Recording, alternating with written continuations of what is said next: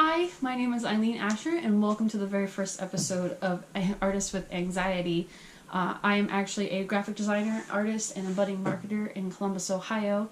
And I appreciate anybody that's watching this right now. This is actually my first vlog and one of the first times I've actually been in front of a recording camera with people watching, so bear with me. I'm actually starting this vlog for two different reasons. And that's because I want to bring attention to the people behind the mental illness in the creative industry. I know there's kind of a stigma with that, and I want to be kind of erasing that essentially. I want to get rid of that stigma that despite these illnesses that we have, that we are absolutely capable of doing the wonderful things that we so very much love to do and put our hearts and souls into. And then kind of I want to make sure that the creative community knows that they can manage both of their mental illnesses with their creative passions, and making sure that they can dedicate time to both and taking care of yourselves as well. And then the second reason is actually a little self-serving.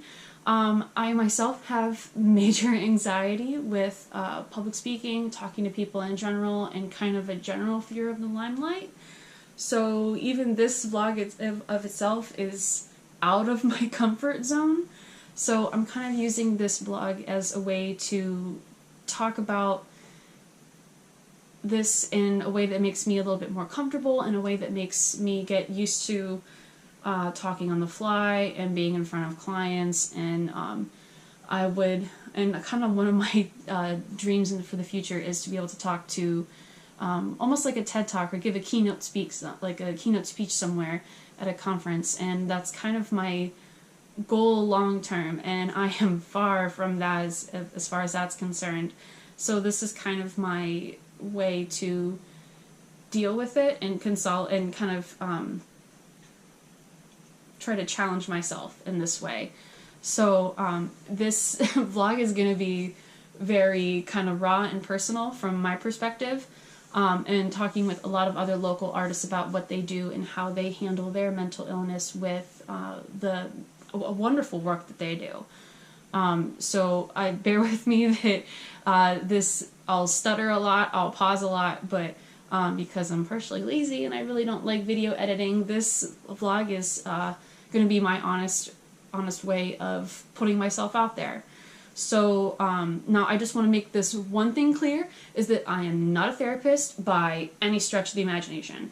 This vlog should not be used as any sort of actual mental illness advice. Please, please, please, please seek a licensed professional if you are feeling at all depressed or think that you might even have a mental illness. I would highly, highly, highly recommend seeing a licensed professional, either a counselor, a therapist, a doctor, a psychiatrist, whatever you feel might be necessary. Please, please, please go contact somebody that you're comfortable with to talk about stuff like this, because you need to do what's best for you, and what works best for me might not necessarily work best for you. So I want to make sure that you're taking care of yourself as much as you possibly can. So please seek a licensed professional, and this vlog is mostly just to kind of on top of helping myself, but I want to be able to let other people know that there are others out there like them, that just because you might see something on Instagram or Facebook about an artist's wonderful job at a either a maker's market or a conference, what you don't see is the struggles that they had to go through to get there. So that's kind of what I want to defeat, the stigma of perfection is non-existent in this industry. We like to think that it is. It is absolutely not. That is such a lie. So kind of what I realized, so then to jump right into things, one day I realized I was actually kind of having a freak out at work, and a coworker actually had to ask me, why did you even become a marketer if you're such afraid of talking to people? And my gut response was, well, I wasn't originally a marketer. I was actually a graphic designer because I didn't want to talk to clients. And if anybody who designed anything ever knows that is definitely not how this job works.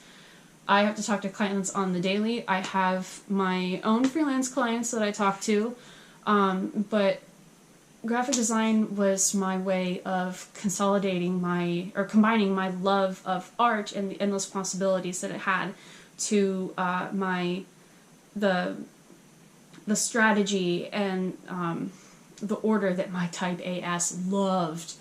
And the best part of design for me is being able to combine the two. And I really wanted to be, and I still kind of do, be an in-house designer where I don't really have to work with clients. I just have to work with my team, with a strategy, with a brand that I'm familiar with, and that's my dream. That is not how the world works, unfortunately. So I had to learn pretty quickly that I had to talk to people, and I fought it really, really, really hard in the first few years of my career, and I'm still very, very much young in my career. And I will openly admit that I've maybe had 3 official design jobs. So it's kind of, I'm still very much a baby, but that's not necessarily a bad thing. And this is kind of what I've learned even in my first few years of my career. But I fought public speaking hard at my first job. I didn't want to answer the phone. I didn't want to talk to clients. I was afraid to answer the door when people would come in. I wasn't even sure that I was answering emails properly, to be honest. So I spent more time in the bathroom crying and freaking out about it than I did even doing a little bit of design work, which is incredibly sad because I loved the work that I did. I just didn't, it held me back so much that I couldn't focus, and eventually I ended up getting fired. And I absolutely learned something from that. So I kind of made this vow to myself that I would try to I don't like the phrase get over it, but I would try to at least deal with it. And in the later years, and even up to this point in my career now, I've found a couple of different ways that I've managed to handle it.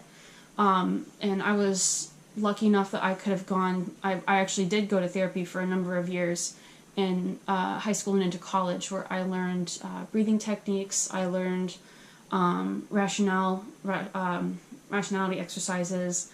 I learned journaling and a number of different things that would later help me calm down during panic attacks, because it was there wasn't a single job that I didn't have a panic attack at.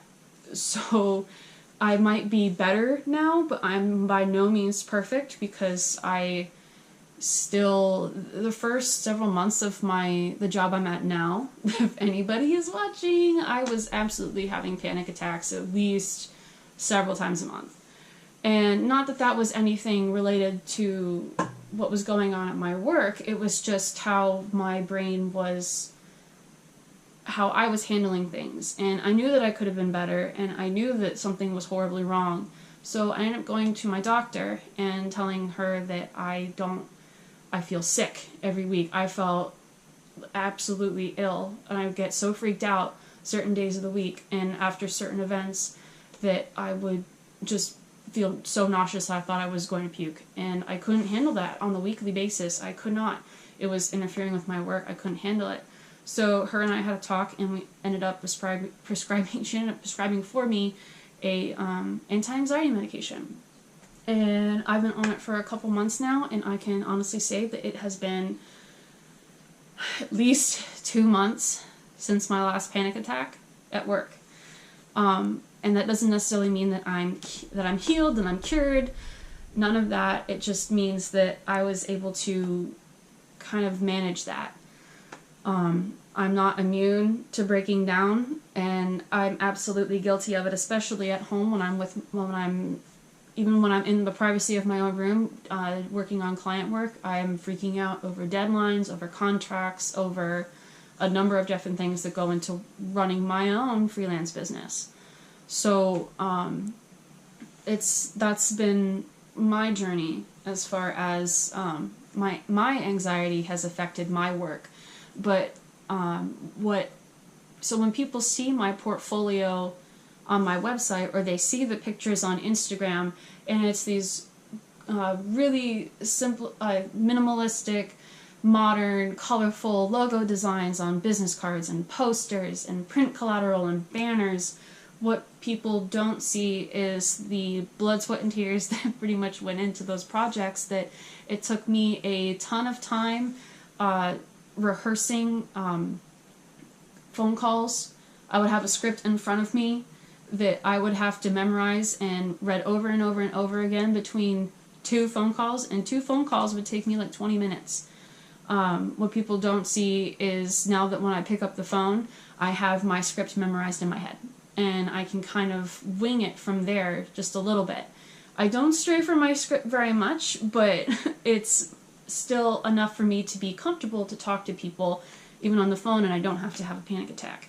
What people don't see in my artwork and in my portfolio is the hours of me staying up until god-awful o'clock in the morning, making sure that my contract is flawless, making sure that I've perfected every single little corner of a business card, making sure that everything's aligned, making sure that I've proofread all the documents that I need to, all of the print work that I have to submit.